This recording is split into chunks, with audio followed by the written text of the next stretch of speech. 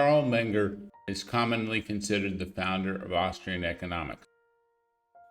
But who did he consider his biggest intellectual influence?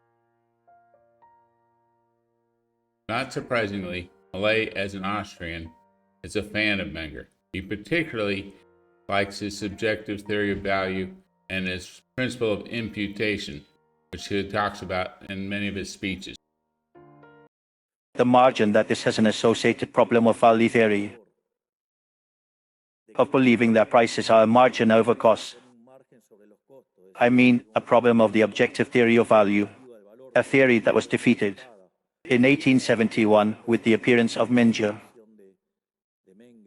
when he wrote his Principles of Economy and Politics. I mean, this is very important.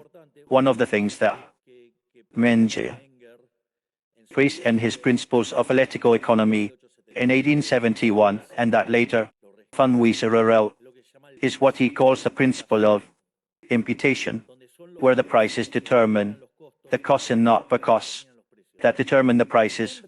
It's so ridiculous to believe that the cost determine the prices, that if this were the case, there would be no breaks. There would be no sense either to be efficient. A total, let's say, I will be able to transfer the cost. I mean, it's something that really doesn't make any sense. Carl Menger is known for formulating the subjective theory of value, which I believe it would be more correctly called the subjective theory of prices, as opposed to the labor theory of value, which classical economists formulated.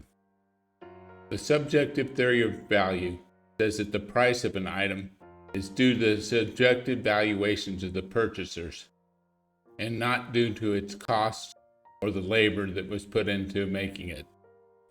Menger is also famous for formulating the law of diminishing marginal utility, which states that with each additional unit, the marginal utility goes down. Another principle that Menger is famous for is called the principle of imputation, which is a way of saying that prices are not cost plus. So Menger was the founder of the Austrian School of Economics. But who was his biggest intellectual influence? Well, he stated clearly that his biggest intellectual influence was Franz Brentano, who was a philosopher who focused on psychology and was also very influential with Sigmund Freud. One of the main concepts of Brentano's philosophy is his idea of intentionality. The idea of intentionality is that mental phenomena such as thoughts and feelings are directed at objects, as opposed to physical phenomena, which don't have this aboutness. In layman's terms, this just appears to me to be saying that our thoughts are directed at something. They're not just random thoughts running around in our head. If you've studied Austrian economics, this should sound very familiar. As this chart shows, the fundamental axiom of praxeology is that individuals act purposely and consciously towards chosen goals. And intentionality is that all mental phenomena, such as thoughts and feelings, are characterized by intentionality, meaning they are directed towards objects or aspects of the world. This, to me, sounds very similar to the ideas of praxeology. Menger did not come up with the idea of praxeology. Mises did. I think we can get a better understanding of how Brentano influenced Menger by looking at Brentano's epistemology. Brentano was supposedly Aristotelian. It appears to me that that has only to do with Aristotle's analysis of psychology, but that's where they depart ways. On epistemology, they do not appear to be the same at all. For instance, Brentano rejects the idea of direct, unmediated access to the external world. He argues that all knowledge is immanent, meaning it is derived from within the mind itself. He argues that introspection, the ability to observe one's own mental states and processes, are a more reliable and direct form of knowledge than external perception. Sounds very Platonic to me. Plato was also skeptical of the ability to gain knowledge by looking at the external world, and argued for introspection as the source of finding true knowledge.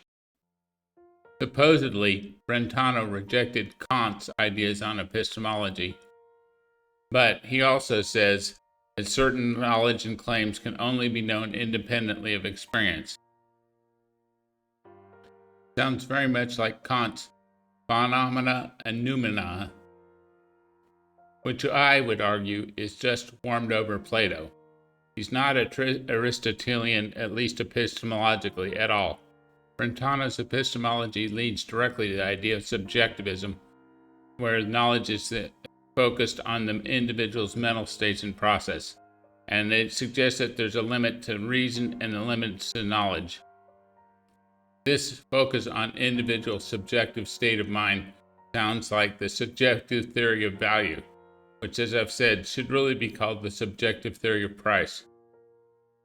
The subjective theory of price reminds me of a Benjamin Graham or Warren Buffett statement. In the short run, the market is a voting machine, but in the long run, it's a weighing machine. I showed in my video on Robinson Crusoe economics that in fact in economics there is an objective unit of value.